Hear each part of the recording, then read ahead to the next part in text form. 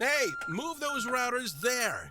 Oh, hey, it's me, your data center. And as you can hear, I'm making some big changes in here because AI is making some bigger ones everywhere. So I took a little trip to Nokia. Super fast routers, optical interconnect, fully automated, the whole data center networking portfolio, and they deliver. That's them. Hey, Nokia, right on time. Get your data center AI ready. Someday is here with Nokia.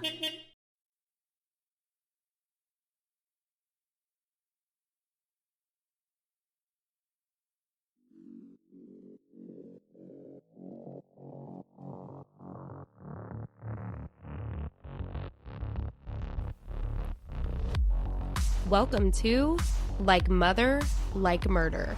I am Rachel. And I'm Heather. We bring you the good, The badass. and the crime. This is Like Mother, Like Murder.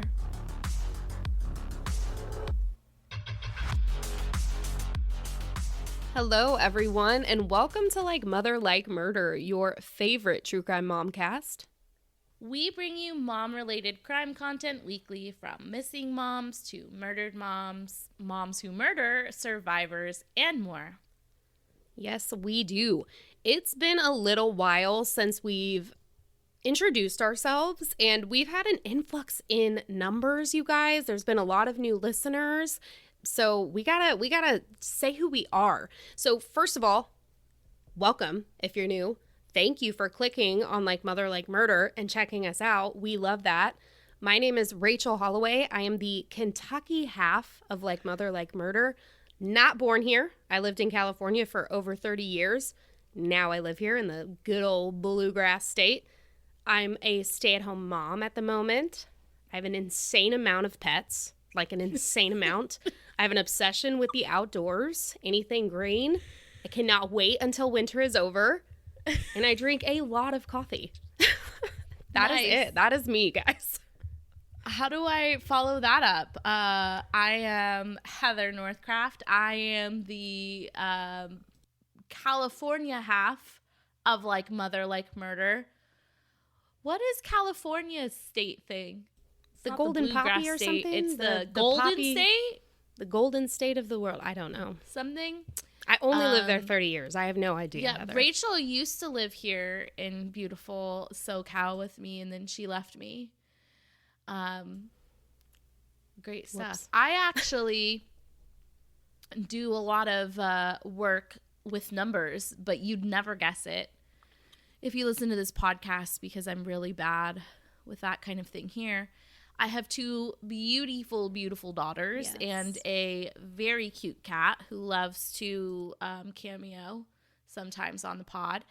And yeah, that's me in a nutshell. I thought you were going to say, and a very cute husband. And then you Oh, said cat. yeah, and I I'm guess like, you should shout out mention your him husband. too. Fletcher got no love in that. Sorry, babe. Neither did Joel, so I'm sorry. I love him too. We've got good men. That's what we will say about that. Before we get into our GBC episode, you guys, the good, the badass, and the crime, I want to remind everyone to please, please, please go check out last week's episode. We had a conversation with Hope Mater. She lost both of her children in a murder-suicide by the hands of the father, and she is raising awareness. She's telling their story in efforts to raise awareness to filicide, right? Because the number, she tells us in it, it's like 420 children lose their lives this way by their parent murdering them on average each year. And that is just ridiculous. That number should be 0, and it's not. And so she is going to try to make a change in that, and we need to help her however we are able to do so. So if you haven't listened to that episode, please go and do that. And then also something that we do as often as we can, is we love to shout out podcasts for you guys to check out. And this week is a podcast that is new to my feed, but not new to the field, right? The Last Trip is a podcast that showcases both true crime and travel. The host, Jamie Beebe, is also the creator and co-host of Strictly Stalking and spent a lot of time traveling all over, so she blended the crime aspect and travel together and created The Last Trip, which is telling stories of those who have been murdered or gone missing while traveling. After Jamie reached out, I followed instantly. I started listening, and the first episode that I listened to was the most recent at the time, and it was that of an unsolved case that happened in California. It's on Jason Cortez, and she interviews his father. In the entire episode, this father's heart breaks over and over again as he shares about his son. It's heartbreaking, but it's so important. He was shot in the middle of the day at a park in September. This is solvable. Someone knows something, and I hope for Jason and for his family it happens sooner than later. I'm talking a lot, like usual. I highly recommend you check out this podcast. Here is her trailer. Do you love true crime and travel? Having traveled the world solo the last couple of years and being obsessed with true crime, I found myself researching others who took the same vacations but never made it home. The Last Trip is a true crime podcast covering missing and murdered people that were living their best lives on vacation. I'm your host, Jamie Beebe, and each week I'll bring you on The Last Trip, taking a deep dive into vacation culture and travel spots, tips on staying alive while traveling, and ultimately recreating someone's last days in paradise. What led to their last trip? What are the hard facts? What is the final outcome? And could you be next?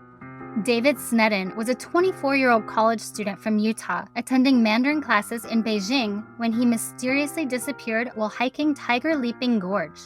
Chinese authorities said he drowned in the gorge, and U.S. authorities agreed, although his body was never found and his parents didn't believe that. 7 years later, out of the blue, they got a phone call from a former U.S. official who had evidence David is still alive. This case sounds like a Hollywood movie, but evidence doesn't lie. So where is David Sneddon?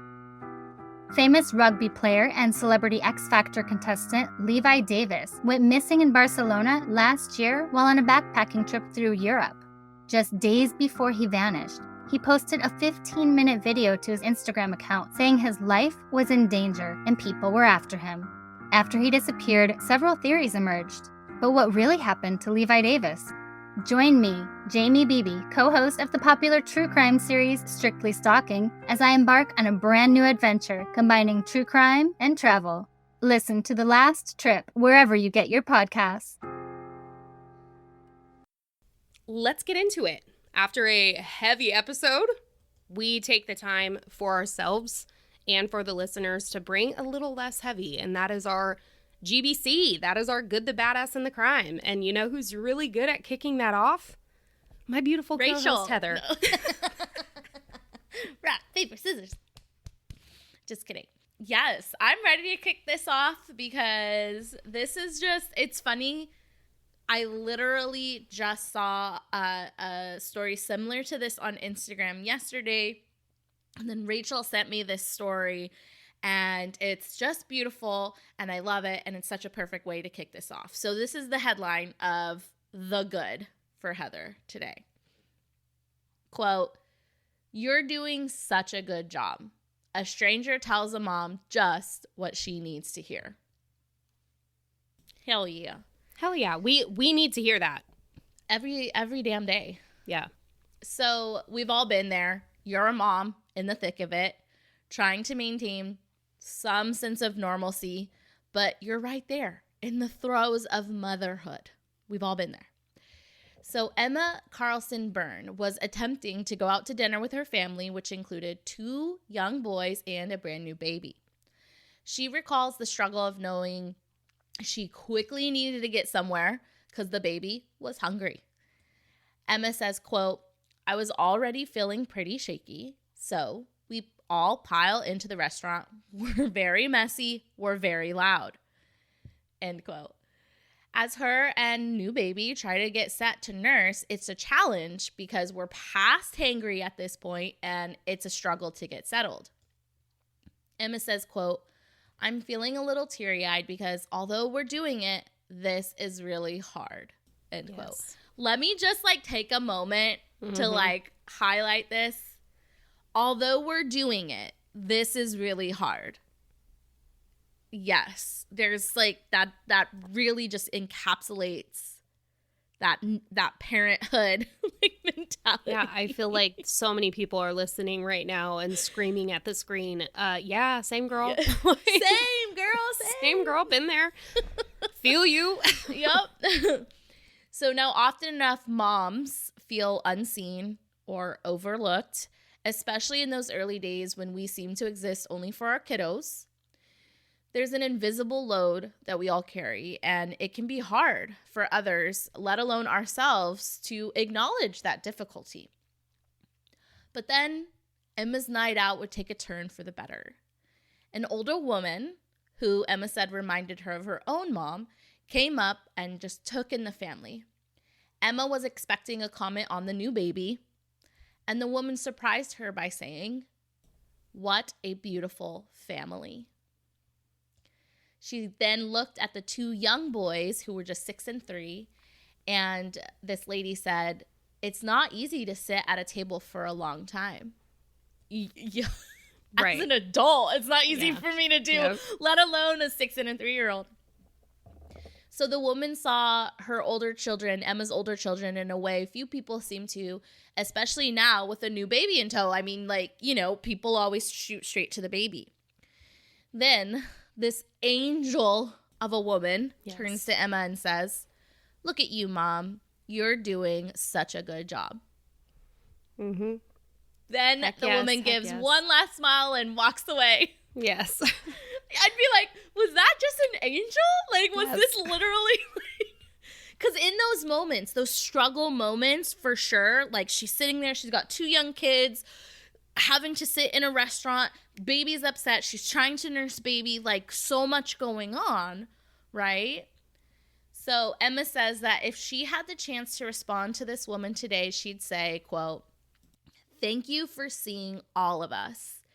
And thank you for seeing me.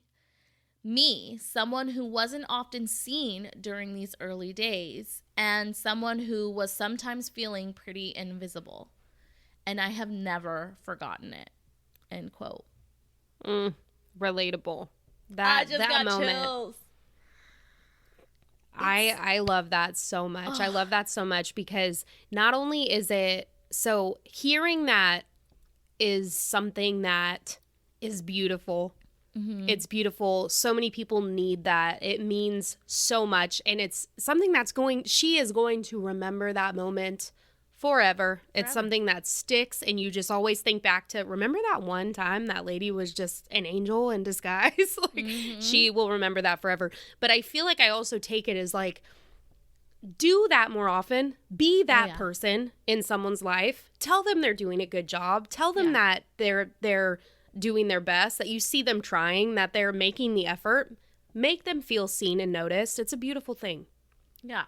Especially, and I mean, obviously, you know, we are mom heavy and we have a lot of moms who listen to us. And I mean, I think all moms can relate. And this doesn't always change the older your children get, but especially in those early days when it's literally like, you know, your brain is very one tracked, and it's hard enough just to like, a lot of times you don't even see yourself separate, right? And so to get that shout out and that recognition and that, you know, that validation that you, Mom, you're doing a good job, because you get all these people who come up and say, "What a beautiful baby, what a beautiful," and yes, thank you, I made this baby with my own womb, but you as a person are doing a good job. And that's an important thing that, you know, moms sometimes forget to tell themselves. And so for a stranger to come and really just, you know, point that out, and then it is so sweet. And I think anyone with more than one child can attest to this, that when there's a new baby in the mix, that older child, you know, there's always going to be that little bit of like, they only care about the new baby, right? And so to also give props to the 3-year-old and the 6-year-old. Seriously, angel. That had to have been an angel. Yeah. I agree. She's not real. This never happened. No, just kidding. Just kidding. We love that.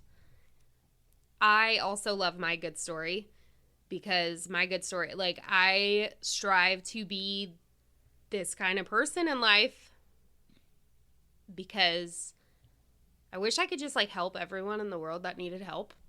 Like, I don't know how. I don't know how to do that, but I just wish I could. So my good, the mom I'm talking about today, is a mom who founded a nonprofit called Kathy's Place in honor of her own mother, who she described as someone who lived her life to serve others. Stacy and Joe Squires are the founders of Kathy's Place, and this is a safe place for homeless mothers to come and stay to get back on their feet. One of the moms that stayed at Kathy's Place said, quote, "Being on the streets with my kids, I was always vigilant. I had to be aware of everything. When I came to Kathy's Place, we were given the opportunity to just sleep because we could relax." End quote. This organization offers a place that is safe and offers resources to help these mothers regain their footing when they need it. Another quote from this article that I'll try to read. "All of the units are designed within trauma-informed lens. Every color, every texture is designed to give moms and kids a sense of safety, security, and peace. These units were developed to be able to let your shoulders down, let your fists unclench." Okay.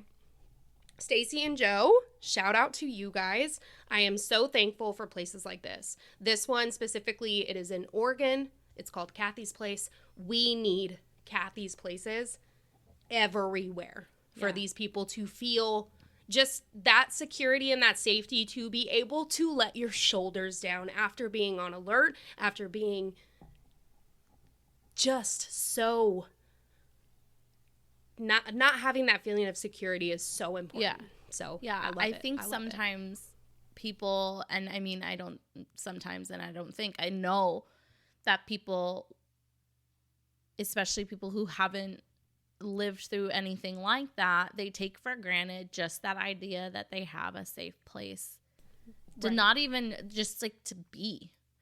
And so to offer that to mothers who are, you know, not only thinking for themselves but for their kids,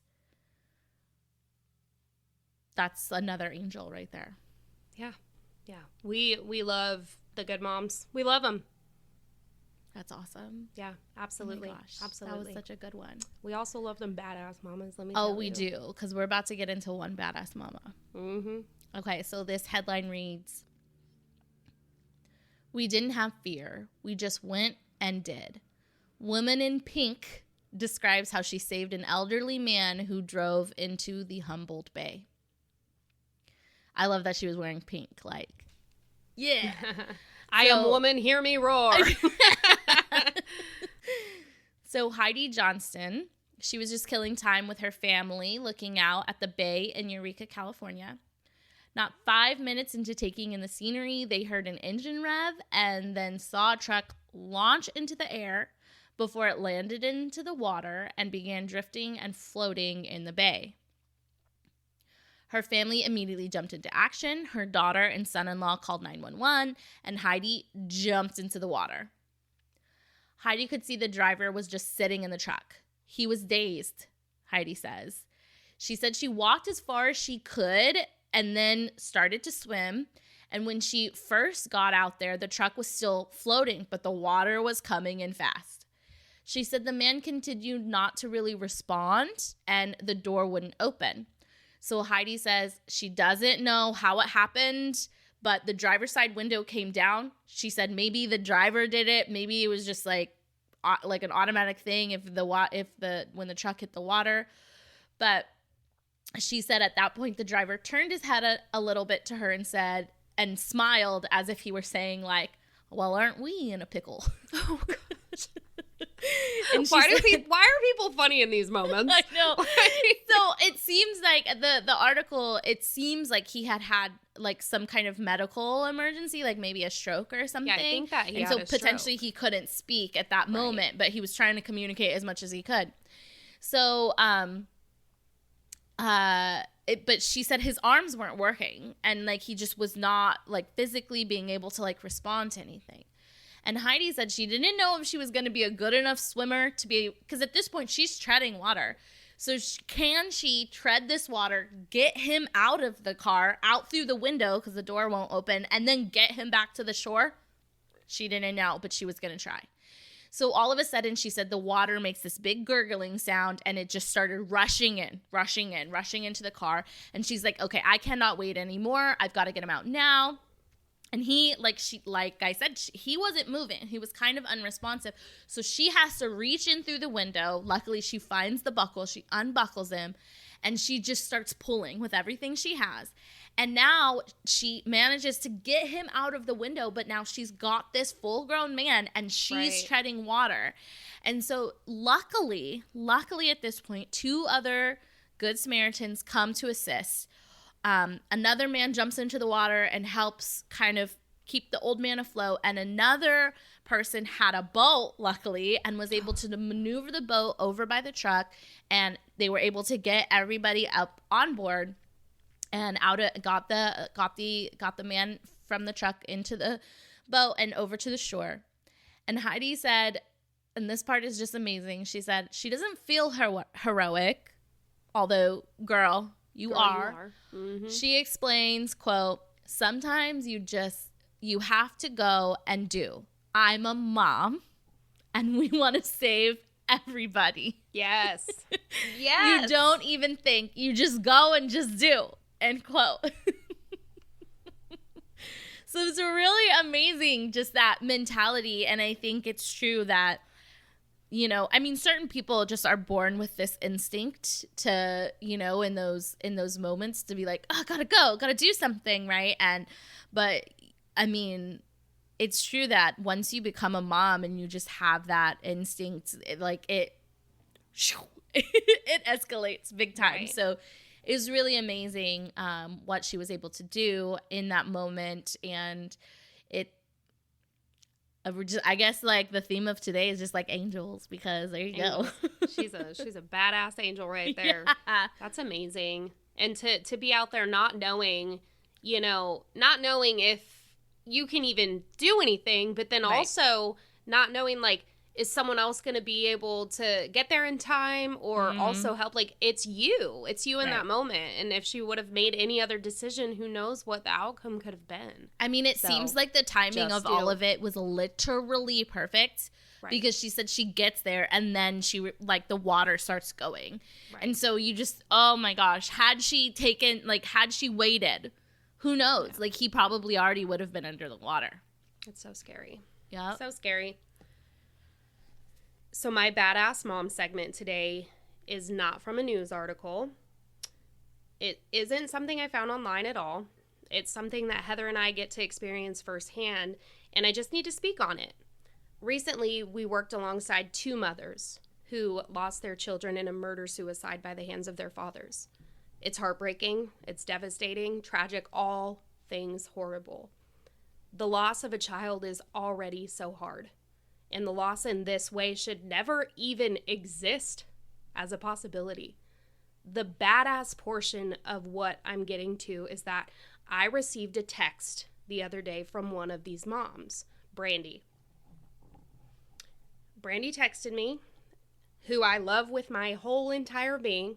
She sent me a screenshot that her and this other mother, Hope Mater, who we just met and love just the same, reached out to each other and are not only going to be able to support each other and be a support system for each other, they're going to fight alongside of each other to make a difference for others so that they don't have to experience what these 2 moms went through.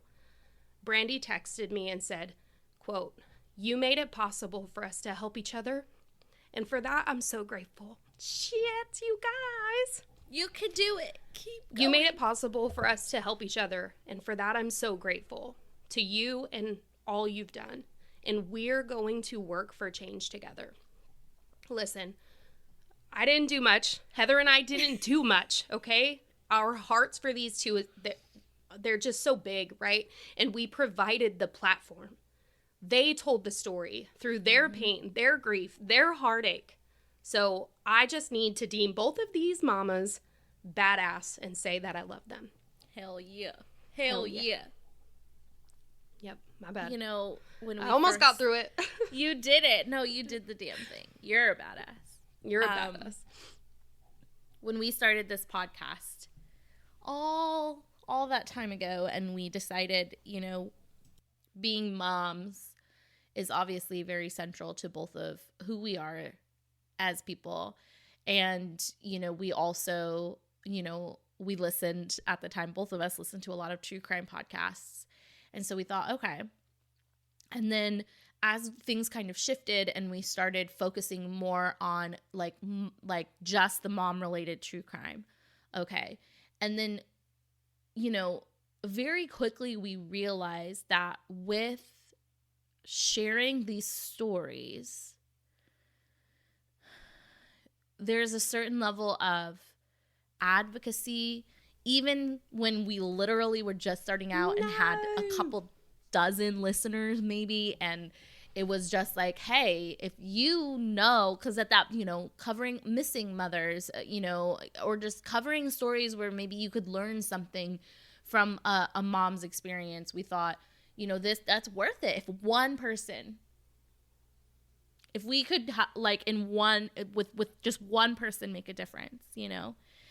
And to see, like, now, it's just so awesome. We love them so much, and I feel like we also wouldn't be in this situation without their courage. Right. To do what they're doing. And so we love you, Brandy. We love you, Hope. Yeah, yeah.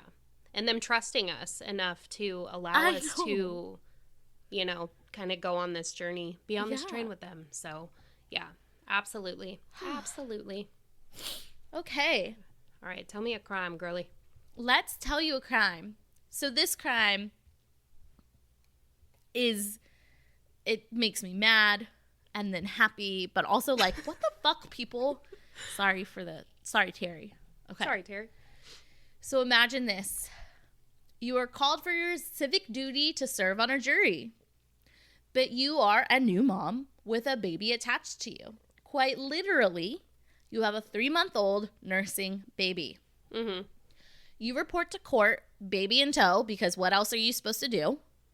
Only to be threatened by the judge. The judge. This is what happened to Candace Brown earlier this year. Candace, along with another mother who had their children with them at jury duty, because they could not find childcare and or had a baby that needed to eat every few hours. Instead of being given the opportunity to be excused due to childcare responsibilities or the fact that you're a breastfeeding mother, this judge threatened these moms. This circuit court judge threatened to call the Department of Human Resources if the child wasn't picked up or some other kind of arrangement was made. In other words, this judge, this person who is supposed to be like an objective truth, like person making literal judgments on other people's lives, threatened to call Child Protective Services on two moms being moms. Yes. Okay.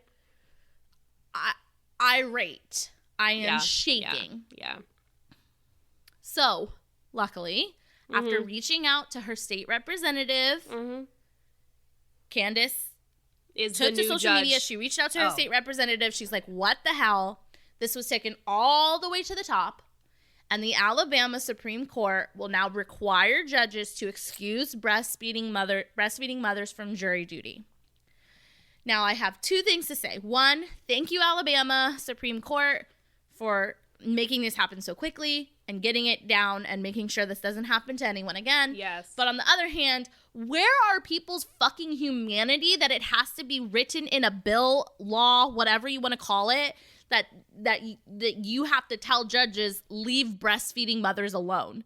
Like, the fact that you have to tell a judge, someone in law, to leave breastfeeding mothers alone is insane to me. Right. So I guess previously there are laws in Alabama that would excuse a prospective juror from jury duty because of, health concerns or, certain, like, you have to take care of your blah, blah, blah, blah, blah. Like, for instance, last time I got called for jury duty, a woman was excused because she said, look, I have an elderly mother. I am her primary caretaker. So if I can't do this. So, but specifically breastfeeding wasn't included. So now they specifically, explicitly put breastfeeding in it. Good. So thank you for that. But also, the fact that we had to do that explicitly is kind of ridiculous. Like, that a judge couldn't make that logical conclusion by themselves is kind of beyond me. But anyway, so Candace says, and this is a quote from Candace Brown. She says, 10 years ago, so I think this was like her 4th baby. So she's been through something similar. 10 years ago, she said, I was breastfeeding my baby back then, and I called over the phone. And I was immediately told, it's fine. Like, don't worry about it. Take care of your kid. She said, just to see that we've kind of gone backwards, it was very surprising. Hell yeah, surprising and infuriating. Mm-hmm. Absolutely infuriating that you are a breastfeeding mom who is going to get caught, like, who is being threatened with her child being taken away because she's being a mom. That's crazy. By a judge, no less. Right. Whew. Ooh. Okay. I don't have words right now, you guys, because I'm just trying to think about what I would do in that moment. So I breastfed as long as I possibly could. And if I was put into that situation, I would have, I don't know what would have happened. But what is completely shocking to me too, because I'm already shocked when people in any way, shape, or form give any kind of shit to a breastfeeding mother. You're literally giving life to someone right now. Right. Any kind of shit given to a breastfeeding mother is bull. But for someone who's in a position of power and then is going to go and try to abuse their position of power to make a breastfeeding mother feel like she can't breastfeed her child, are you joking me? Wow. Like that judge should probably get their judgeship revoked, whatever the words are correctly for that. Anyway. I have no help in what it's called. But I agree. Oh, gosh. That's so frustrating. Mine is not as frustrating. Mine's just dumb. Okay. People are dumb. Shoot it. All right. I'm going to read the headline for you guys to start. Maine mother and son arrested for allegedly trafficking drugs. Then proceeds to say, when we think of family businesses, we envision farms and shops, not drug trafficking. So, they farming something. They farm. Yeah, right? God. This is not the business I would have been getting into, let me tell you. So a mother-son duo in central Maine, they were arrested after their apartment was searched and an undisclosed amount of drugs were found. The son was charged with 4 counts of aggravating trafficking of Schedule W drugs. And the mother was charged with 1 count of the same thing. I had to Google what Schedule W drugs in Maine was because I didn't know. And found an article that listed Schedule W drugs containing heroin, cocaine, oxycodone, methamphetamines, and fentanyl. Damn, son. So we're not just talking about a weed situation. No. Mm-mm. Damn, son. No, we were not. See, that's the farming that I would have been like, okay, that's what I thought. Right, yeah. That I would have laughed at. Yeah, not good at all, you guys. Not good at all. And the funny, I guess the comedic relief in this article was the article, it says, all suspects are considered innocent until proven guilty. They were arrested and charged. So they're guilty.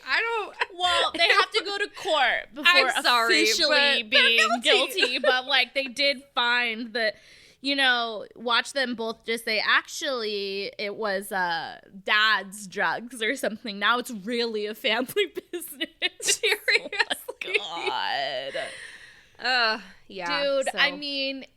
We see a lot of the mother-son these sad crimes. stories about when parents force their kids into the family business. You know, they're like, "No, you will take over as the CEO of our company." But and I so want to you be wonder, an actress. oh man, No, you will sell these drugs. It's so bad. So bad. Those are bad drugs. Yeah. Not that I condone drugs of any kind, but I'm just saying those are bad. Those are some bad drugs. Mm-hmm. Agreed. That is our bad. That is our the good, the badass, and the crime.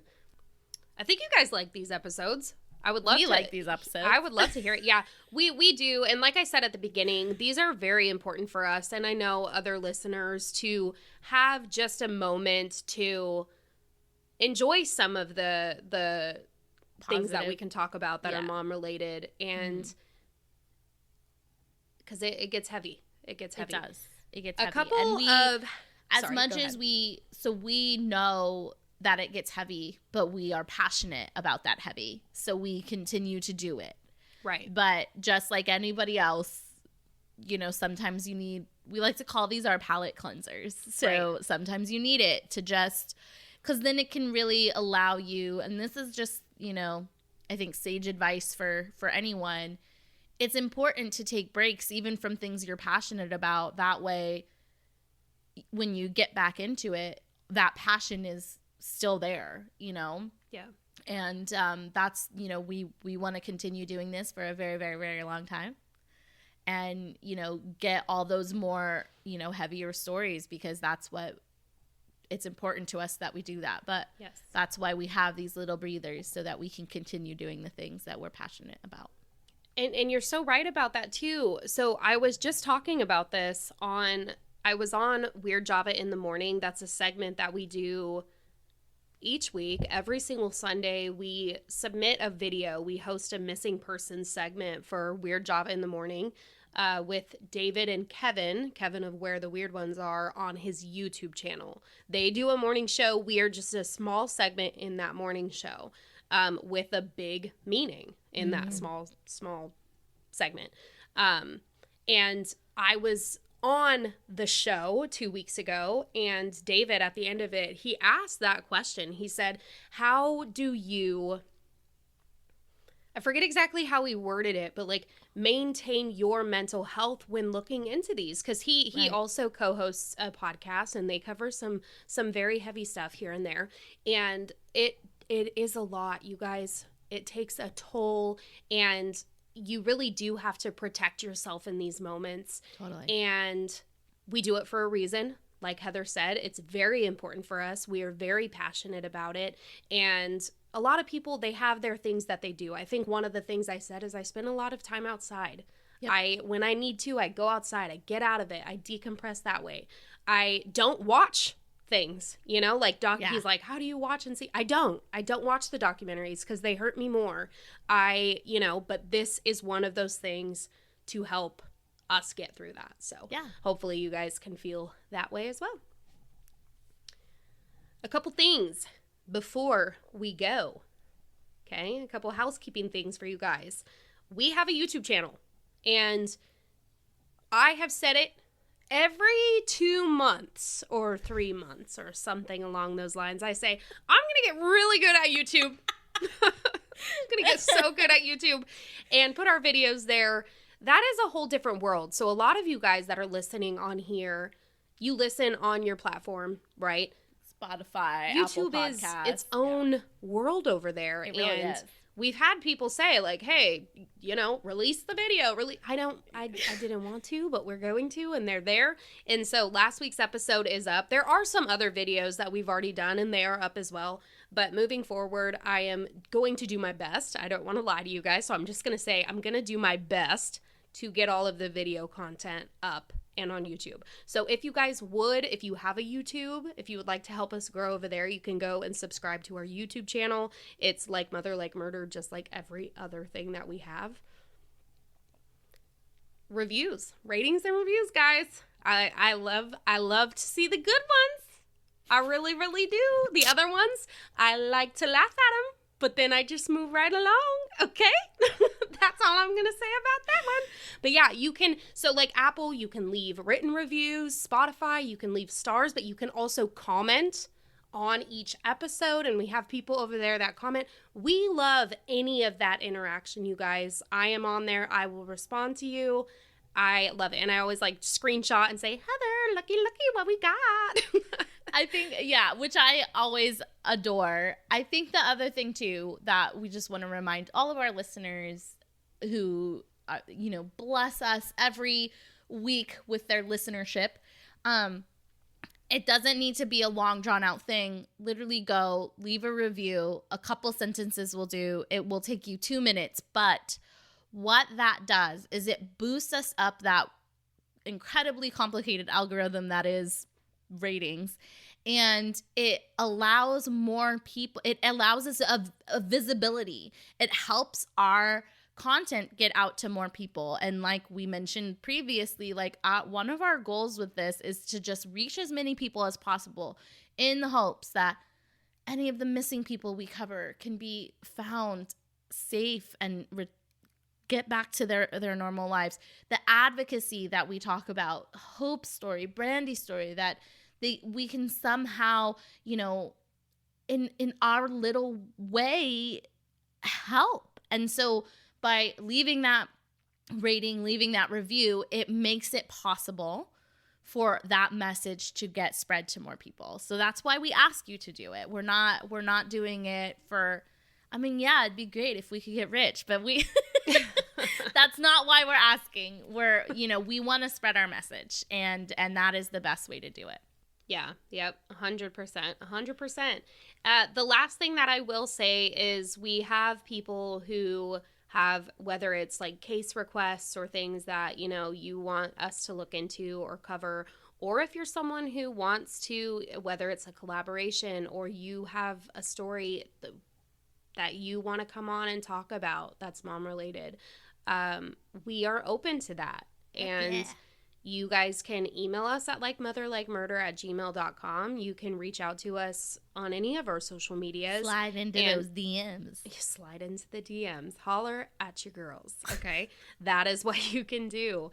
And we're pretty good at responding pretty quickly. So that is it. That's the housekeeping for this week. And I know I beat it up, but I put it at the end for a reason, so that you guys could enjoy the show before I was like, here, let me throw this down your throat.